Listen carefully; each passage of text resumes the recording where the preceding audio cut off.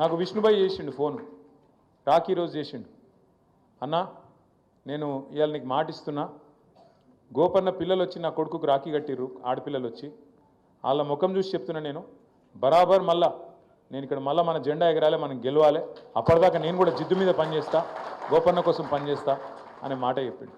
నేను ఎందుకు చెప్తున్నా అంటే, ఎలక్షన్లు వస్తాయి పోతాయి, అప్పుడప్పుడు గెలుస్తాం, అప్పుడప్పుడు ఓడిపోతాం, ఫరకూడదు. కానీ మనిషే పోయినాక, మనం ప్రేమించే మనిషి, మనం అనుకున్నాడు మనిషే పోయినాక, మనం తప్పకుండా కుటుంబానికి అండగా నిలబడాల్సిన బాధ్యత మాత్రం మనందరి మీద ఉన్నది. ఎట్లయితే మీ ఆపత్ల సంపత్ల గోపన్న మీతోనున్నాడో, మీకు కష్టం వచ్చినప్పుడు బోరబండల సర్దార్ కుటుంబానికి కష్టం వస్తే ఉరికురికి పోయి నిలబడ్డాడు మాగంటి గోపీనాథ్. మరి అలా ఆ కుటుంబానికి కష్టం వస్తే మనం నిలబడదామా వద్దా, దయచేసి మీరు ఆలోచించాలని చెప్పి నేను కోరుతా ఉన్నాను. ఇది ఒకరి ఎలక్షన్ కాదు, ఒక పార్టీ ఎలక్షన్ కాదు, ఎవరిది వాళ్ళే మనం అనుకోవాలి, మనమే క్యాండిడేట్ అనుకోవాలి, మనమే జిద్దు మీద కొట్లాడాలి. కొట్లాడు కూడా ఎవరి మీద కొట్లాడుతున్నాం మనం? అవతల ఎవరైనా మంచోళ్ళు ఉన్నారా? రేవంత్ రెడ్డి ప్రభుత్వం అలా ఎవడు నిలిచుంటేంది? ఇప్పుడు సోహెల్ భాయ్ చెప్పిండు 5-6 పేర్లు, ఈయననట గాయననట.